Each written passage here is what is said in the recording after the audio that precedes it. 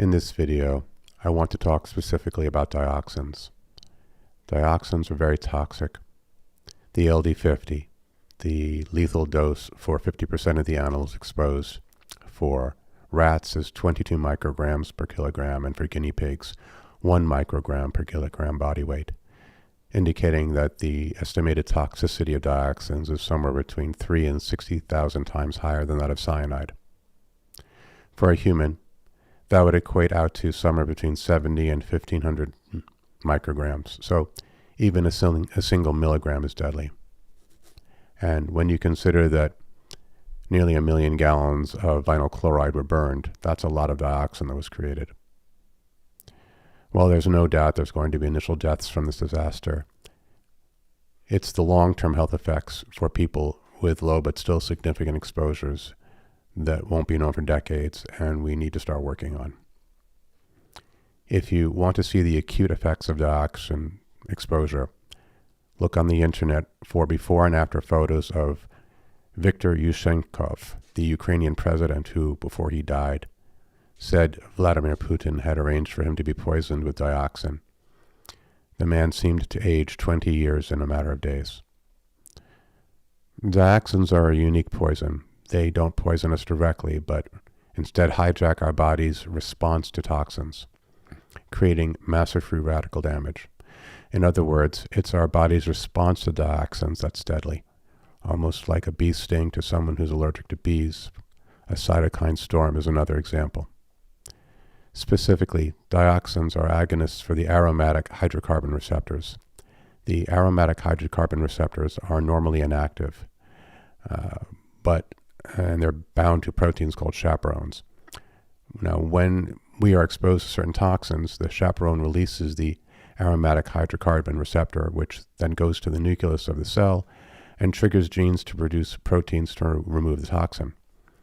And this works well for normal toxins that we would be exposed to, but in the case of dioxins, the response is dangerously excessive, creating massive free radical damage, leading to damage of the liver, immune system, the endocrine system, DNA, causing birth defects, cancer, and all sorts of problems. A protocol should address 3 things.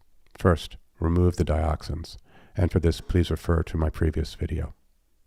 Secondly, bind to the aromatic hydrocarbon receptors before they can trigger their effect in the nucleus. And 3, repair the free radical damage that is caused by the aromatic hydrocarbon receptors that have already gotten into the nucleus. To bind to the aromatic hydrocarbon receptors, we can use polyphenols and flavonoids such as quercetin, carotenoids, and my favorite, ellagic acid. And these can act as chaperones and rebind to the aromatic hydrocarbon receptors,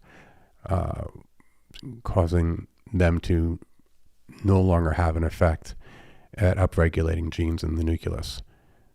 Fortunately, these are fat-soluble, so they can pass through cell membranes. To help the body deal with free radical damage, glutathione is useful, but we want that glutathione to be used to conjugate and remove the dioxin and other chemicals, and not to act as an antioxidant. So to allow the glutathione to do the detoxifying aspect, we should be using antioxidants specific for dioxin, and those would be superoxide dismutase and melatonin. Melatonin is also specific for protecting against dioxin-caused cardiac damage. Melatonin is also relatively orally absorbed. Superoxide dismutase is not. It would have to be administered by IV or rectally, as in a suppository. Normal vitamin C seems to have very limited effect on dioxin exposure, but perhaps that's because it's water-soluble, and a fat-soluble vitamin C would have better effect. So to recap, consider taking quercetin or ellagic acid, and if you can't get either of those, even carrot juice, as well as melatonin and superoxide dismutase as part of your protocol. God bless.